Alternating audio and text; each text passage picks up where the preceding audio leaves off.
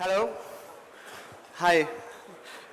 Nice to be here. My name is Tamás. It's amazing. So many people and so full room, and I'm so happy. I am from Gamius. I am agency segment manager for Gamius, and which is the leader in campaign measurement in the CE market.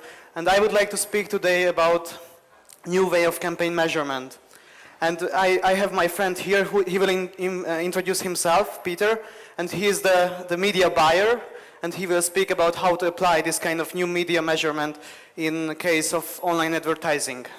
But before going into details, I would like to speak a bit about the situation, what is the problem at the moment, what we see as a problem in Gamius when we are analyzing different markets. Actually, this is a picture about the CE markets few years ago. It's running very fast, it's growing because there is huge boom in internet penetration, but actually it's not true anymore because it's still growing. We have a natural growth, but actually we have mature markets.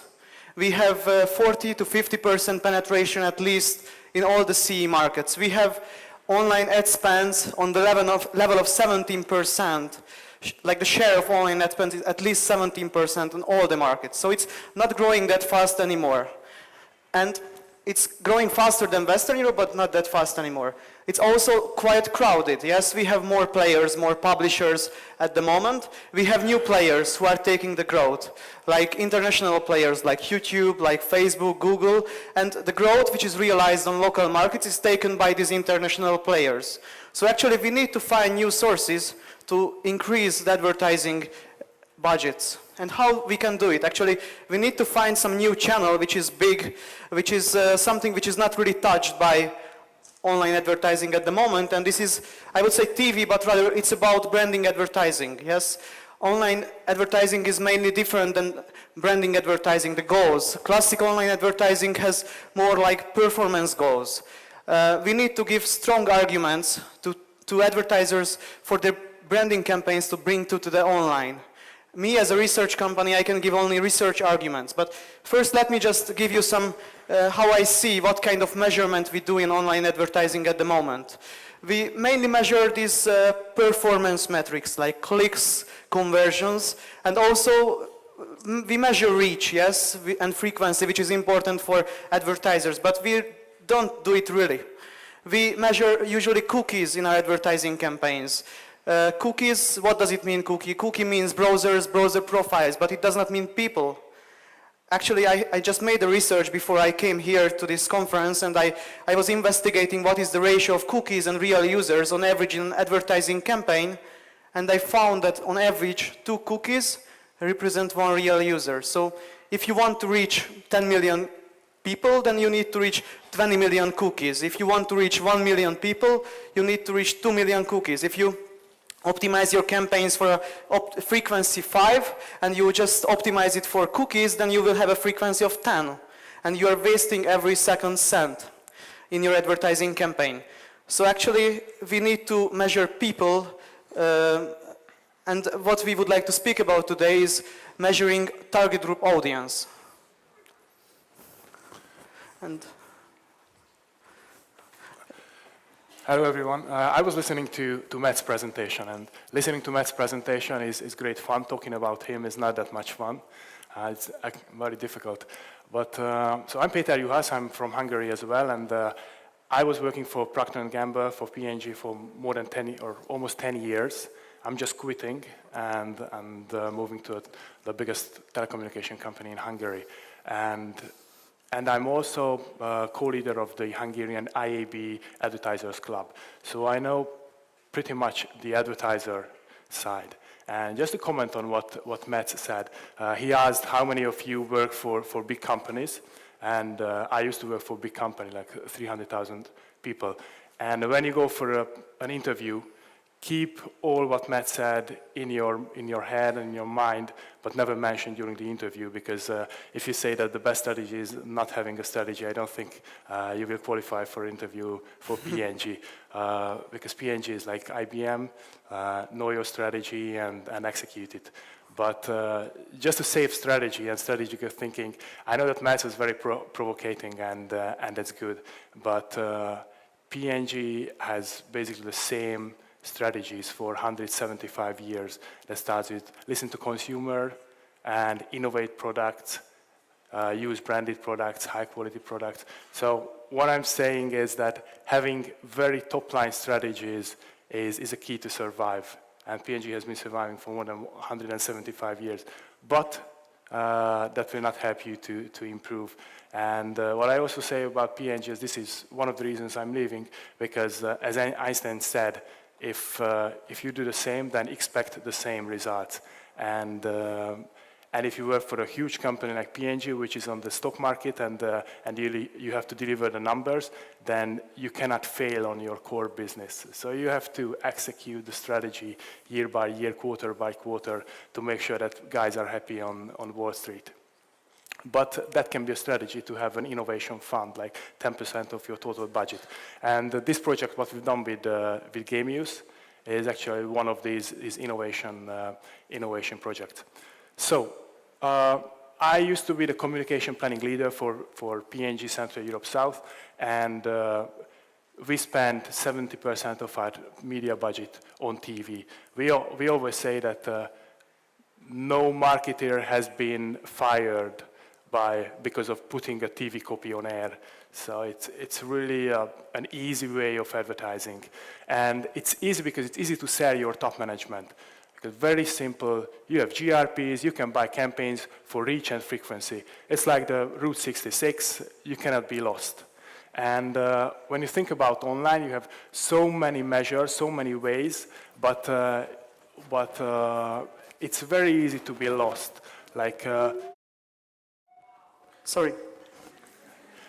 Yes, I can measure impressions, I can measure cookies, I can measure clicks, I can measure even leads, but for a company like P&G where we definitely build brands, does it make any sense? How will I reach my communication objectives? So it's really not a wonder if someone in the top management who doesn't know all the details in digital will say that I'm still a bit reluctant to move significant budget from TV to online. So later on I was the regional digital leader and was trying to think how to convince top management to be brave and invest into digital, because I felt and I knew that the ROI is higher in digital. And I realized that I have to sell them the idea of online as if it were TV. Now, let's show a video to you.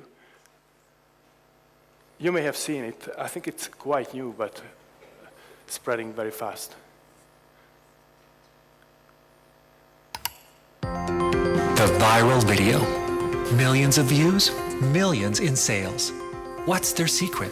What made them go viral? We did. Introducing Viral, the tool that guarantees you'll go viral. It's simple. Now you can pay for the clicks you need to make your video go viral. We have a vast network of professionals working day and night, constantly clicking on your videos. It began with our intern clicking program. But once we developed the IP propagator, we quickly expanded. Now we outsource to clickers all over the world. We've already expanded into South America, Indonesia, and India. But traditional clicking can only produce so many views. That's where we differentiate ourselves from the rest, providing outreach programs for the elderly. Keep clicking. In an average hour, I can click on 300 videos. The knuckles, start getting sore, and you got to do stretch. I would do this. Oh, I heard a crack. And our school clicking programs provide valuable learning to kids while giving you valuable clicks. 1 click is 2 clicks. What's the sticker for? Doing a good job clicking. Making a good viral video used to take a lot of work. Now anyone can do it. We're constantly working on innovative new ideas, helping people go viraler and viraler.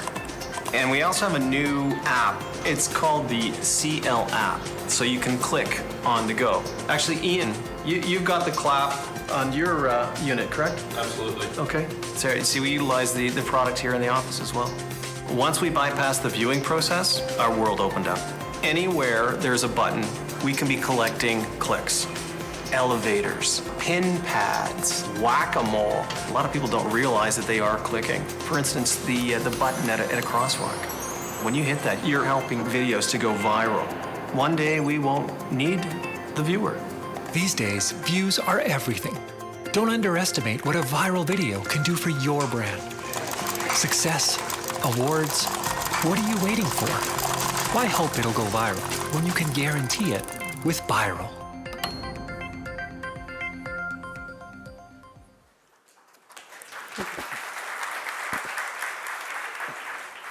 Unfortunately, we neither have anything to do with this video. We just downloaded it from YouTube. So, but the point, I think you understand that the biggest advertisers, the biggest ad spenders still want to build brands. And clicks may not drive brand building on the top line of the marketing managers. And I'm saying it as I work for P&G, who did the Old Spice campaign. So I know that downloads are worth to do that, but it's not everything. And if you want to move budget, significant budget from TV to online, then you have to somehow simplify it and remove this over-sophistication of all the measures. Oh, sorry. Because you were coming, I thought that I need to leave. And Matt said that buying media is like the old stock exchange. I got a similar but a bit different experience. I live in Hungary and I live in a small village and I live even in the edge of the village and I use a ceramic fireplace to heat my house. And so I buy firewood in every season, and it's a very important topic for me. And what I do, what is a typical name in Lithuania? Like Józsi in Hungary? Pardon? Baidas? Okay, so the forester guy who I visit every season is called Józsi, but let's call him Baidas. So imagine that, you got a lot of forests, so I think you understand the situation. I go down every season, every beginning of the season to Baidas, the forester, and tell him that I need firewood for the season, and he asks me how much, and I tell him. And this season I wanted to be very creative, try new things, and told him that Baidas, the forester, I calculated everything, the size of my house, what temperature I want in my house, so I know exactly how much firewood I need. I need 2.1 gigajoule. And he was looking at me, gigajoule, what is gigajoule? I mean, don't kid me. You can buy firewood for kilograms. And I told him that Baidas, it doesn't make any sense to buy firewood for kilograms because the more humidity the firewood contains, the less heating power it has. So it just doesn't make any sense. And then I left Baidas and went to another typical forester, and he told me that, okay, you can buy it for cubic meter. That makes a bit more sense, but still when you look at it, how is it pegged, the wood? Is it this way, very close, or just thrown into a big bucket? And then you still need to do your local calculation and do the math, which is impossible because you are not a firewood expert.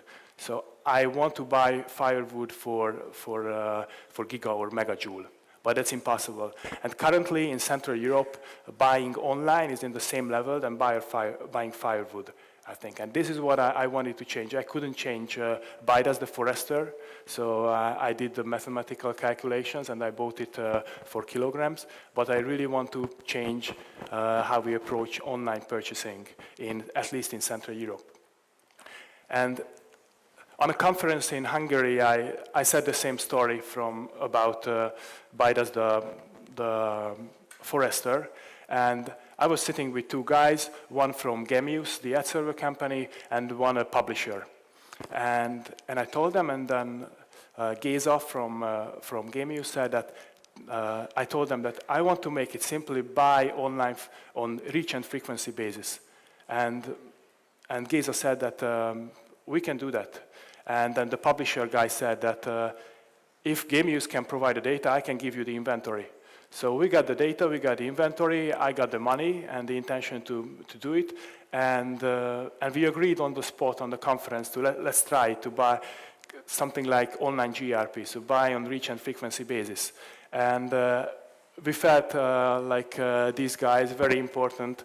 I know that showing Stalin may not be the best thing in Lithuania, but I imagine that in Hungary we got the same experience or almost the same experience with him. But we really, I use it as an illustration to show you that we felt that we made something big, and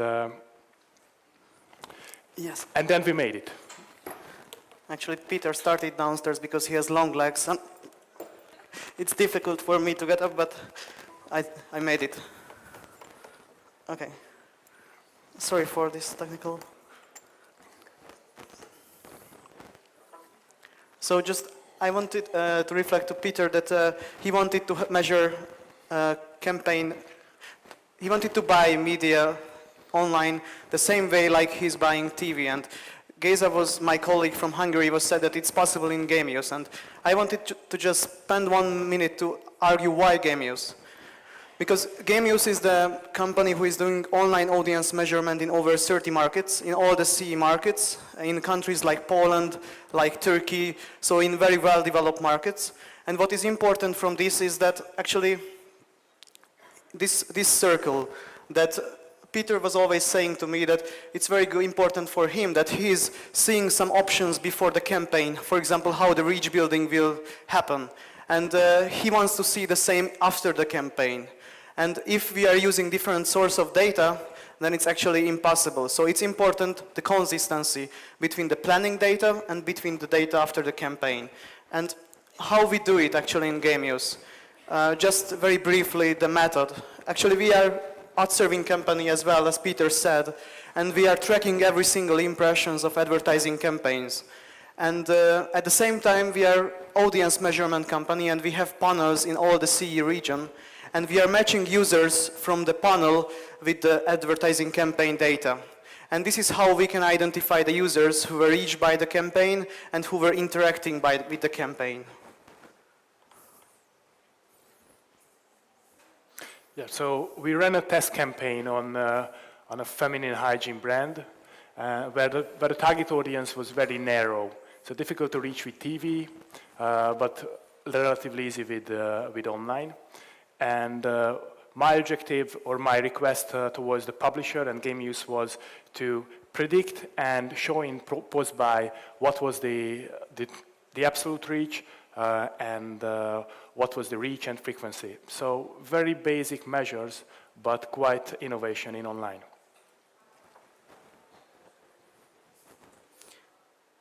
Yes, actually the target of the campaign was to reach 400,000 impressions.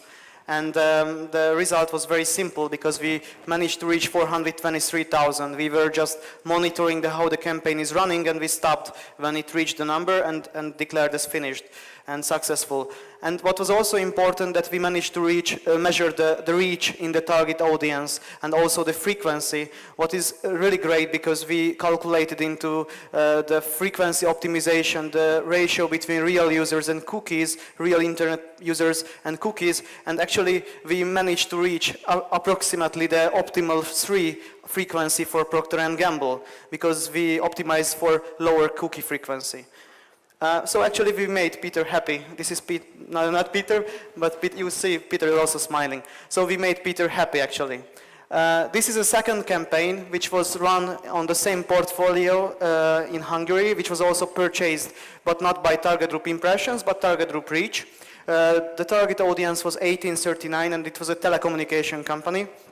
And what we were doing here, I would like to show you because the publisher was using this campaign and the data heavily, and he was optimizing the campaign based on the data frequently. And how he did optimize online media buying for target group reach and frequency. Actually, this was the campaign, and you can see that the reach is building. This blue line is how the reach is built. And when we reached the 300,000 target group users, then we stopped the campaign. And you can see that actually there are 2 points in the campaign. where you can see these tools, and you can see that the reach curve is somehow failed there, and it stopped growing fast. So this was also followed by the publisher, and he was just, seeing that the campaign stopped having new users. And what we did, we analyzed the duplication between different websites in the target audience, and we found out which websites actually do not give any additional incremental reach to the campaign, and we stopped those websites and involved new websites to the campaign. So just by following this reach building, actually we managed to reach that this is kind of, it's quasi-linear growth during the campaign. You can imagine a TV curve would look a bit different or very much different. It would have a huge increase in the beginning, and then it would slow down. Different kind of optimization. We also analyzed the composition of the audience on the placements of the advertising campaign. So we did not analyze the websites. Of course, we also planned the campaign carefully, and we checked which websites can bring us the target audience. But during the campaign, we also checked which placements are actually bringing us the target audience. And the goal was, the idea was, the KPI was for each website, that when the target audience on the placement was under the Hungarian average, then we decreased the value of that, the weight of that placement, and when it was over, then we put a bigger impact on that placement, and in the end we managed to reach 38% target group share in the whole campaign, which was over the Hungarian average. So it was effective. This is another example.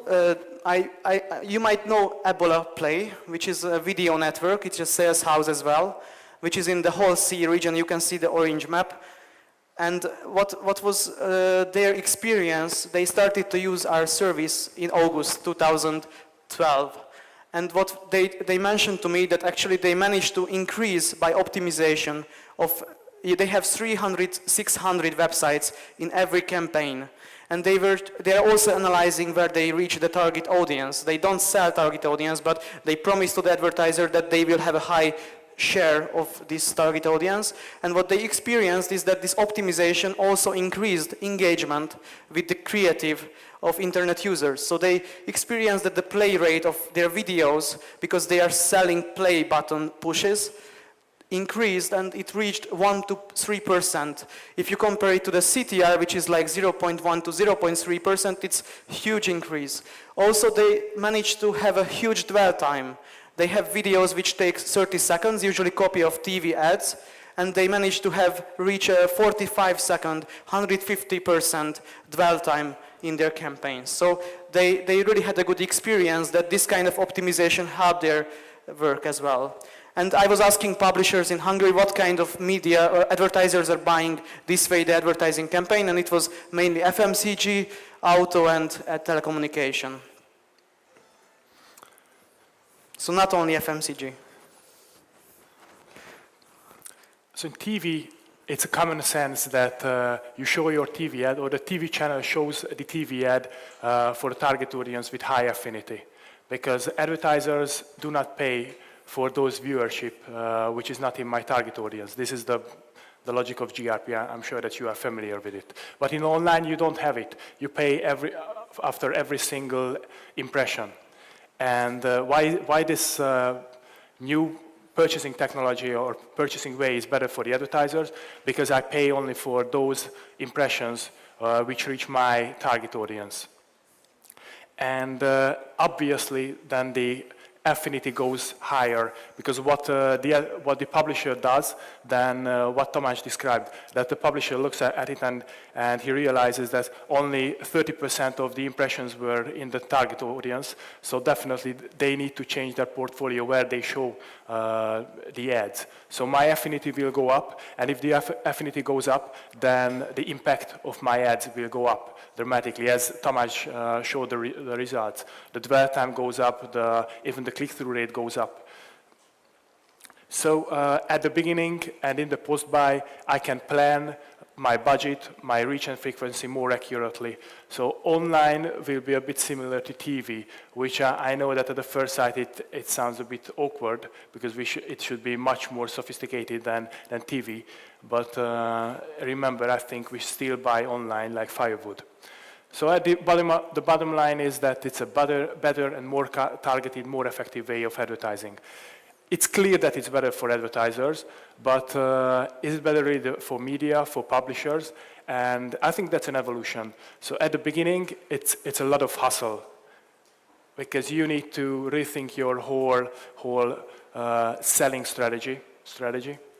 And but when you start it and when you set up the system, then you will learn much more about your websites, who visit your websites, what are their affinities, and what do they react on, for example. And then you can manage better your inventory. So drive those ads which have the higher affinity on your website. And obviously, these impressions you can sell at a higher price than the non-targeted ones. So if you manage, media provider manages their inventory in an effective way, then the average impression cost will go up.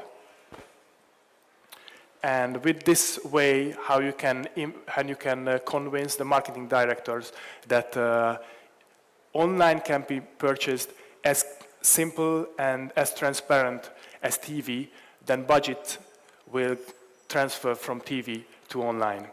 And the other thing is what we didn't talk so far, that I'm sure it's the same in Baltics, that online budgets, the incremental online budgets don't go to local players, but they go to Google and Facebook. And if you think about all this, what we've been saying, Google more or less provides this service. Perfect targeting, very easy platform to buy. It's just sucking all the local money and local budgets. And that's not my intention as an advertiser, because I think it's very important in Central Europe to keep the local content, to make sure that we have Lithuanian, also Hungarian, Czech, Slovak, and Polish local content. And Google and Facebook may not finance it. So for local publishers, I think even in short term, changing their behavior of selling online is a key for survival in the struggle for life. And this guy, if you remember, the publisher from the conference who the test did with, and he's very happy because he suffered a lot at the beginning, in the first week, to reshuffle and rearrange his inventory. But at the end, he realized that he can make more money. And I think that's the point for a sales house or for the publisher. Yeah, and this is the client who is, the internet user who is happy because he has less ads on the internet. So he's also benefiting from this. I will not show you these slides about the outputs, but I would like to show you briefly how this is looking. This looks in the online interface and in offline application, how this data looks actually.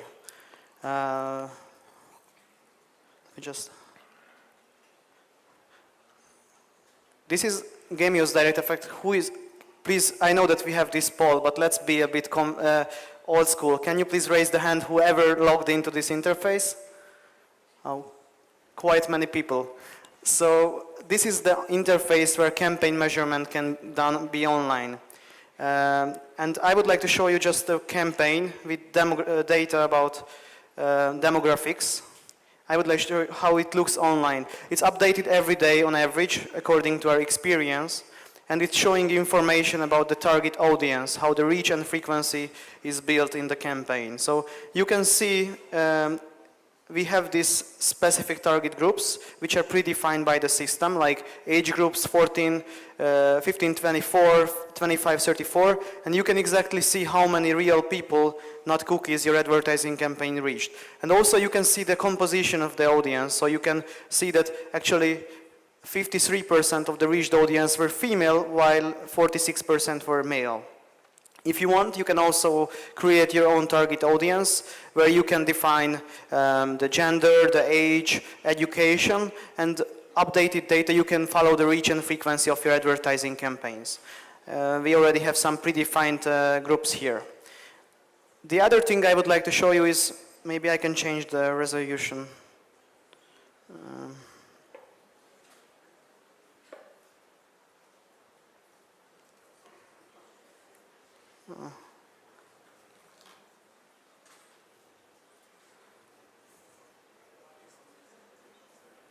Okay. You can see my notes as well. Okay. But here, this is the application of GameUse Explorer. I'm pretty sure that more than GameUse Direct Effect, you have seen this application. This is the same like for website planning, for media planning. You can use this application and you can see the statistics. So here you will not see the websites, but you will see the placements of the advertising campaigns. And here you can define your target audience, just like in case of advertising, media planning. So you can define that I am interested in, for example, male who are age 15-24, and by selecting this, I can see statistics for this specific target audience. So, for example, I can see that here I have 1.4 million real users, people who are 15-24 and women. And actually they are making up 11.4% of my audience reached by the advertising campaign. What is even more interesting, you can measure what's happening after they are after they are just seeing the advertisement, who is clicking on ads, who is making actions. So I can find out that only 8% of the users making actions are from my target audience. So probably this was not the target of the campaign. I would just mention one other thing which is very interesting, that you can also measure the effectiveness of creatives in different target groups, because nowadays we often say that the target group is who is reacting on my ad, yes, who is engaging with my ad, who is clicking on my ad. But actually, I believe that even if you have a very cool ad, you should have an ad which your target audience likes, because they will go to the shop and they will buy your product. And this is also very important to optimize your creatives for your target audience. And in the end, I would like to speak about one fear of, I'm pretty sure if I don't mention it, you will ask me, so I rather answer this question now, because it's always mentioned in all the conferences that actually buying target group reach and frequency in the internet is worse than in TV, because TV is cheap. It is most markets, yes? So why we should do it in the internet? And I would say that it's not comparable because of three different reasons. One is that medium is the message. This was not said by me, but it's true. We have many researches which are proving that just the characteristics of internet are taken by the brands which are advertising on internet. We had a campaign for Hungarian mobile company, and we were asking internet users who saw the advertisement online, saw the advertisement in TV, and we were asking them which is more, if the company is modern. And actually there was a huge difference between internet users and users who saw the ad on TV. So internet had really a good impression on the users, and it's an additional value compared to TV, so it's not the same. Also, you might remember Ebola Play, which is a publisher. And what they do often, they ask internet users if they saw the ad before, the video before, on TV or any other channel. And 50% is usually saying that they did not see it before. This means that to TV we can add an incremental reach by internet, so it's again not comparable to TV. And the last thing what I would like to mention is that we also can, of course, add a lot of additional values to the advertisers, because we can generate clicks, interactions, and all those things we shouldn't forget. These are very valuable for branding advertisers, but maybe not the first most important. But this is additional value. So internet and TV from this perspective cannot be compared. Actually, you said a good example about this. What is it like? Like about the car. Yeah, but we can skip it. Okay. So but it was a good example. Yeah. So let's not get, I would like to, this is my advice in the end, let's not get lost in translation. Let's provide the data to the advertisers what they need to bring their branding budgets to the online. And let's try to provide them with information about what they need. And this is reach and frequency. And I hope you found it interesting. So if you would like to know more, then please come to us after the presentation. Or you can ask now maybe questions. Thank you.